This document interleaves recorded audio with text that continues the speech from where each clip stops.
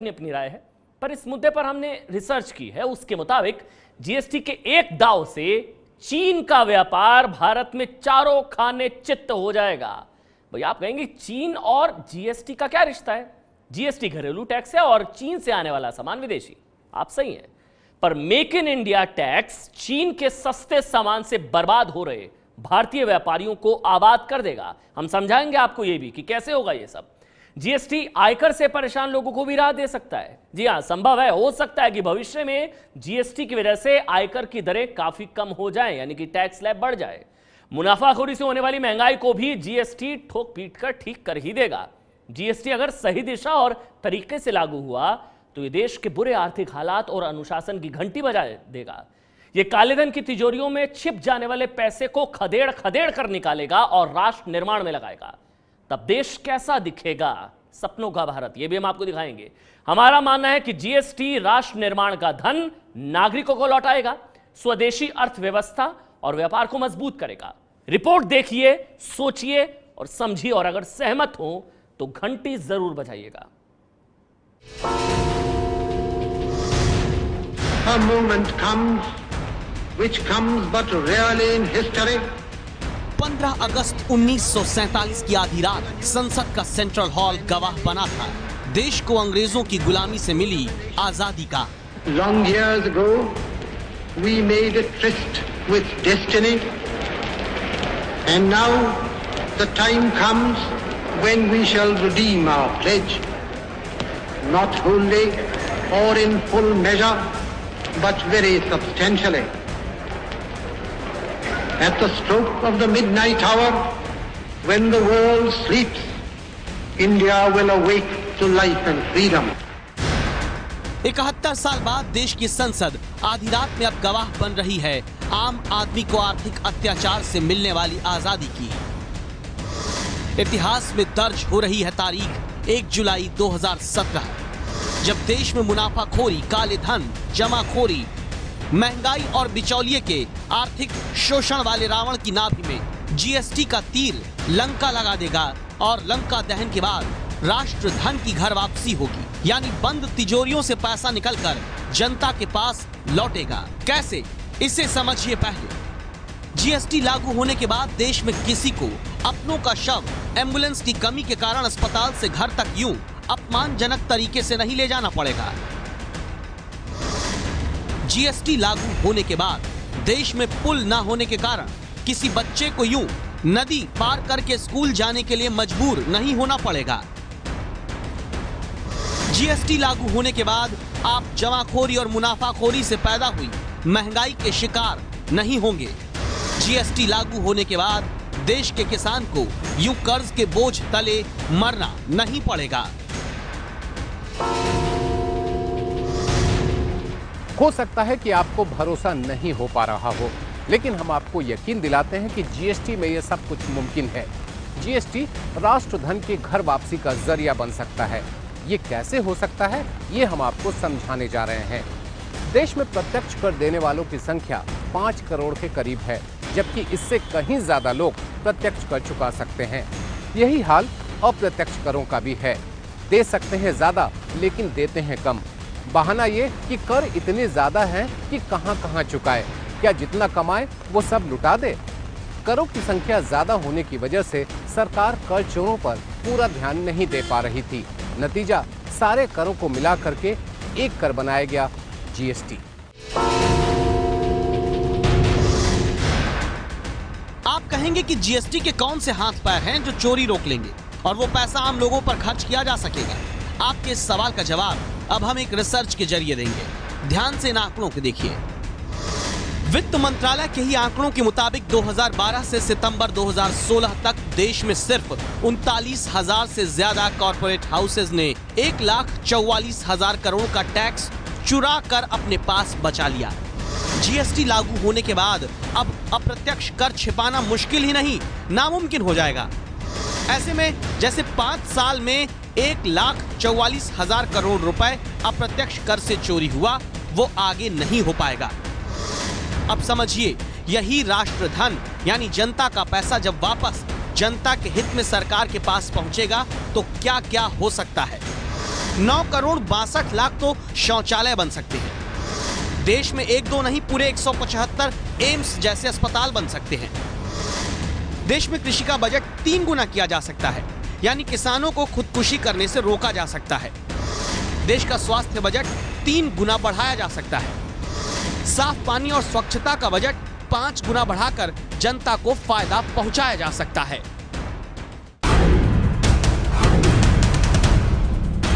बात सिर्फ इतनी नहीं है। जीएसटी लागू होने से देश में कैसे राष्ट्रधन की वापसी और दूसरे तरीकों से हो सकती है, इसको समझने के लिए आपको वित्त मंत्रालय के राजस्व सचिव हसमुख अढ़िया का एक बयान सुनाते हैं। पहले ये करते थे कि सीएसटी जब बनना होता था तो सरकार को सी फॉर्म भर के ये बोलता था कि भाई हम तो सीएसटी में इसको इंटरस्टेट ले जा रहे, और वो दूसरे स्टेट में माल पहुंचता ही नहीं था। उसी स्टेट में वो माल को दूसरे सिटी में उतार के उसी स्टेट में बेच देते थे विदाउट पेमेंट ऑफ टैक्सेस। तो जिस आइटम के ऊपर 14% स्टेट का टैक्स रेट था, उसके ऊपर वो 2% सीएसटी भर के छूट जाता था। अब ये नहीं होगा। अब पूरा का पूरा टैक्स उसको भरना पड़ेगा, तब वो दूसरे स्टेट में माल ले जा सकते हैं। यू वुड बी सरप्राइज कि सेंट्रल सेल्स टैक्स 2% के हिसाब से भी स्टेट की इनकम 50-60 हज़ार करोड़ है। 2% के हिसाब से भी सीएसटी की इनकम, वो 50-60 हज़ार करोड़ का पूरा बोझ कंज्यूमर के ऊपर जा रहा था। एडिशनल टैक्स जा रहा था सीएसटी का, सेंट्रल सेल्स टैक्स का, वो पूरा बोझ अब मिट जाएगा। जीएसटी के कारण ये जो 50,000 करोड़ रुपए बचेंगे, राष्ट्रधन की ये घर वापसी क्या क्या कर सकती है वो जानिए। 3 करोड़ 33 लाख शौचालयों का निर्माण हो सकता है। 61 एम्स जैसे अस्पताल बन सकते हैं। 212 आईआईटी देश में खड़ी की जा सकती हैं। 1 साल का कृषि बजट किसान हित में दिया जा सकता है। साफ पानी और स्वच्छता पर 2 गुना बजट खर्च हो सकता है। 1 साल का स्वास्थ्य बजट इस राष्ट्रधन से दिया जा सकता है। शहरी गरीबी दूर करने और शहर के विकास में 8 गुना बजट बढ़ा सकते हैं। जीएसटी का सबसे बड़ा फायदा यह है कि इससे चीन के माल से तबाह हो रहे छोटे भारतीय व्यापारियों और बाजार को बचाया जा सकेगा। चीन से सीमा पर लड़े बिना उसे हराने का इंतजाम भी जीएसटी करेगा। आप कहेंगे कैसे? तो सुनिए और समझिए। आपने ये तो सुना ही होगा कि चीन का सस्ता माल देश के छोटे कारोबारियों, फैक्ट्री मालिकों और कई तरह के व्यापारियों को नष्ट कर रहा है। देश में चीनी माल के बॉयकॉट का आंदोलन भी चलता रहता है। ये इसलिए होता है क्योंकि चीनी माल का आयात होने के बावजूद घरेलू निर्माण से वो सस्ता पड़ता है। तो सरकार ने अब इस चीनी लूट को बंद करने के लिए आयातित और घरेलू उत्पादन पर समान टैक्स लगाने की व्यवस्था कर दी है। जीएसटी लागू होने के बाद चीनी माल भारतीय सामान से अब सस्ता नहीं पड़ेगा, यानी चीन का माल अब भारत के कारोबारियों की कमर नहीं तोड़ पाएगा। सबसे महत्वपूर्ण चेंज मेकिंग इंडिया के लिए है, मैं आपको बता दूं। कैसे? क्योंकि अब तक जो था वो ये था कि भाई हम एक्साइज ड्यूटी के इक्विवेलेंट सीवीडी लगा रहे थे। एक्साइज ड्यूटी जो लोकल इंडस्ट्री पे था उसके इक्विवेलेंट हम सीवीडी लगा रहे थे। उसके अलावा सिर्फ 4% सेड स्पेशल एडिशनल ड्यूटी लगा रहे थे। ये जो 4% एसएडी लगा रहे थे उसका मतलब ये था कि स्टेट गवर्नमेंट की जो वेट देनी पड़ती है लोकल इंडस्ट्री को, उसके बदले में हमने 4% एसएडी डाला था। अब वो 4%, वो एक्चुअली स्टेट गवर्नमेंट तो 14% रेट ले रही है वेट का, लेकिन सिर्फ 4% देने के बाद वो माल इंडिया में आ सकता था। तो अब ये नहीं होगा। डोमेस्टिक इंडस्ट्री के ऊपर जितना टैक्स का बोझ है उतना ही टैक्स का बोझ इंपोर्टेड माल के ऊपर आएगा। तो इससे मेक इन इंडिया को बल मिलेगा कि नहीं? बल मिलेगा। इससे मेक इन इंडिया को इससे बल मिलेगा। तो ये एक परफेक्ट सिस्टम हो जाएगी कि लोकल इंडस्ट्री जितना टैक्स पे कर रहा है उतना ही इंपोर्टेड वाले भी पे कर रहे हैं, ताकि दोनों के बीच में अंतर नहीं रहे। पहले ये था कि इंपोर्टेड माल सस्ता पड़ता था और डोमेस्टिक माल जो है वो उनको बेचारे को तकलीफ पड़ रही थी इंपोर्टेड के सामने टिकने के लिए। तो this is a very significant change that is going to be brought about IGST लगाने से इंपोर्टेड माल के ऊपर। तो अब तक राष्ट्रधन की घर वापसी के 3 उदाहरण हमने आपको दिए। अब हम आपको बताते हैं सरकार कैसे मुनाफाखोरी, जमाखोरी और महंगाई पर जीएसटी से काबू करेगी। सरकार ने दरअसल देश में जमाखोरी करने वालों, काला धन जमा करने वालों और महंगाई बढ़ाने वालों को एक चक्रव्यूह में फंसाया, जिसका आखिरी दरवाजा है जीएसटी। कैसे? अब इस चक्रव्यूह को देखिए। सरकार ने पहले विदेश में काला धन रखने वालों पर नकेल कसने के लिए उन देशों से संधि करना शुरू किया जहां टैक्स चुराकर काला धन जमा होता था। इसका असर भी हुआ। जैसे स्विट्जरलैंड के बैंकों में भारतीयों की ओर से जमा राशि अब तक के सबसे निचले स्तर 4,500 करोड़ रुपए पर पहुंच गई है। ये पहले के मुकाबले करीब आधी रकम है। एक डर तो समाज में बैठना शुरू हुआ है कि अनऑथराइज कैश में डील करना ये अपने आप में खतरनाक है। जो ब्लैक मनी के खिलाफ स्टेप्स उठाए गए, विदेश में रखना और खतरनाक है, क्योंकि आज तो पूरी दुनिया में कोऑपरेशन भी शुरू हो गई। अब स्विट्जरलैंड के साथ भी ट्रीटी हुई, बाकी जितने कई टैक्स हेवंस ने भी अब उसमें समझौता कर लिया कि आपको बतलाएंगे डिटेल। इसके बाद सरकार ने काले धन पर करारी चोट नोटबंदी से की, जिससे सारा कैश अब रिकॉर्ड में है।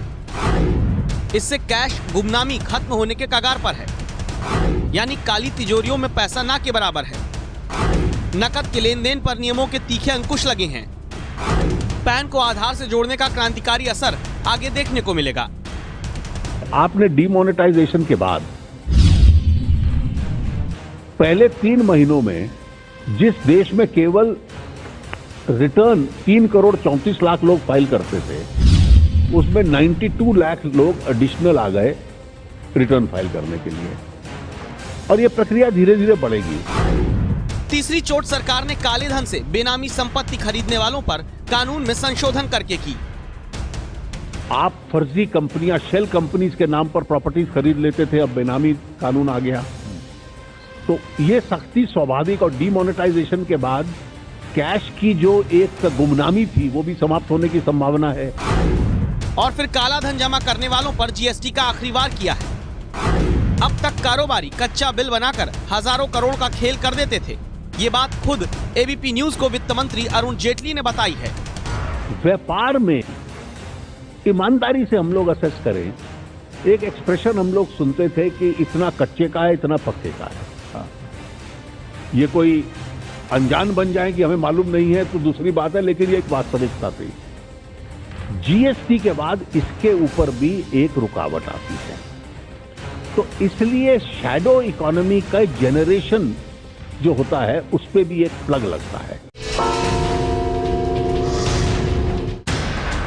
जीएसटी लागू होने के बाद कच्चे बिल पर होने वाले काले कारोबार की खामी पर काफी ज्यादा लगाम लगेगी। आप कहेंगे इतने साल से जो चोरी हो रही है उसे एक जीएसटी कैसे रोक लेगा?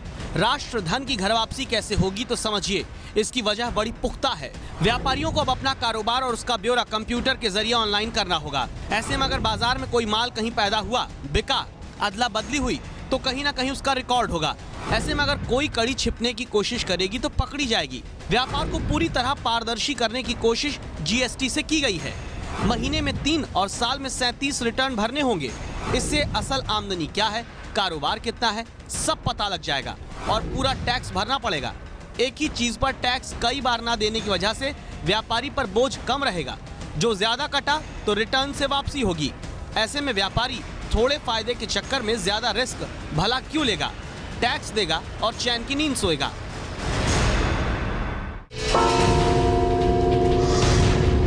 विक्रेता अगर अपना आइटम परचेज करके उसको सेल नहीं दिखाता तो उसको रिफ्लेक्ट हो जाएगा कि उसने ये आइटम खरीदा था पर सेल नहीं किया। तो कोई भी गवर्नमेंट अथॉरिटी या उसका विजिलेंस करने वाला आराम से चेक कर सकता है कि इस पर्सन ने, इस विक्रेता ने किस पर्सन से माल खरीदा, कहाँ बेचा। तो वो एक कंट्रोलिंग आ जाएगी, उसमें वो बच नहीं पाएगा कि वो उसको रिफ्लेक्ट नहीं करे या नहीं दिखाए। ऐसा नहीं हो सकता उस केस में। और उसको रिपोर्टिंग टाइमली करनी पड़ेगी। अगर उसने सेल की रिपोर्टिंग टाइमली नहीं की, परचेज की रिपोर्टिंग टाइमली नहीं की, तो उसके ऊपर पेनल्टीज और प्रोसिक्यूशन के केसेस है। जो लोग टैक्स की चोरी करते थे,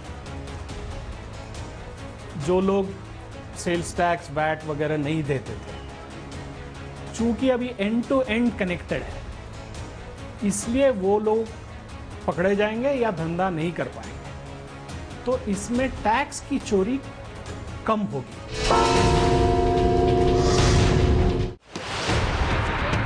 जीएसटी से राष्ट्रधन की घर वापसी होगी तो आयकर देने वालों को भी राहत मिल सकती है।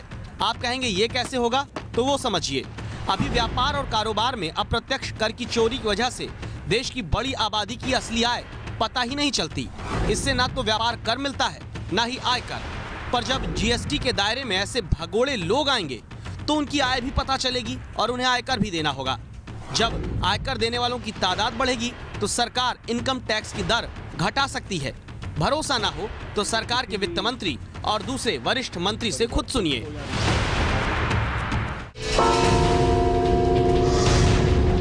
अगर कंप्लायंसेस बढ़ती हैं और आपकी बास्केट ऑफ टैक्सेस कलेक्शंस बढ़ती हैं तो इसलिए फिर रेट स्ट्रक्चर्स के और रीजनेबल होने की उम्मीद भी हो सकती है।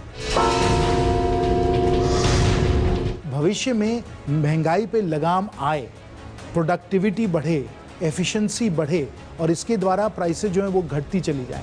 इसलिए हमारी कोशिश नहीं है कि टैक्सेस बढ़े, हमारी कोशिश ये है कि टैक्सेस घटते चले जाए, महंगाई कम होती चली जाए।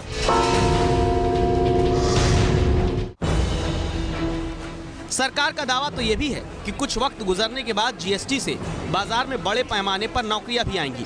ऐसे में एक जीएसटी से जब इतने शिकार हो सकते हैं तो इसके विरोध में उतरे लोगों का तर्क समझ में नहीं आता। एक बात और कि जीएसटी के मौजूदा राजनीतिक विरोधियों ने ही जीएसटी की नींव डाली है, यानी कांग्रेस और वाम दल।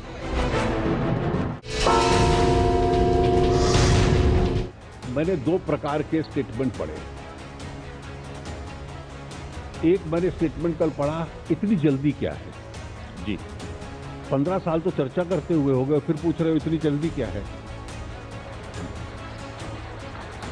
दूसरा, ये तर्क जब दिया मेरे सीपीएम के मित्र सीताराम जी ने कि इतनी जल्दी क्या है, तो जो संविधान संशोधन पारित किया तो 7 साल पहले सीपीएम के असीम दास गुप्ता मेरे पास आए कि उन्होंने कहा कि इसको सपोर्ट करना, इसका ये लाभ होता है। मैंने पहली बार उनसे समझा था। अब जीएसटी के विरोध को हम आपको एक वीडियो के माध्यम से समझाना चाहते हैं। ये कोच्चि में शुरू हुई मेट्रो सेवा के स्टेशन का वीडियो है। स्वचालित सीढ़ियों की नई व्यवस्था में लोगों को नीचे लाने वाली सीढ़ियों और ऊपर ले जाने वाली सीढ़ियों का अंतर पता नहीं चल रहा। ऐसे में उनकी कोशिश बेकार हो रही है और चोट लगने का खतरा भी है। पर उम्मीद है कि जीएसटी के विरोधियों को जल्द ये बुनियादी चूक समझ में आ जाएगी।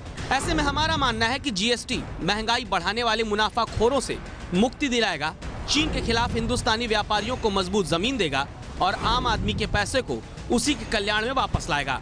अगर आप सहमत हैं तो घंटी बजाइए 8422840000 पर।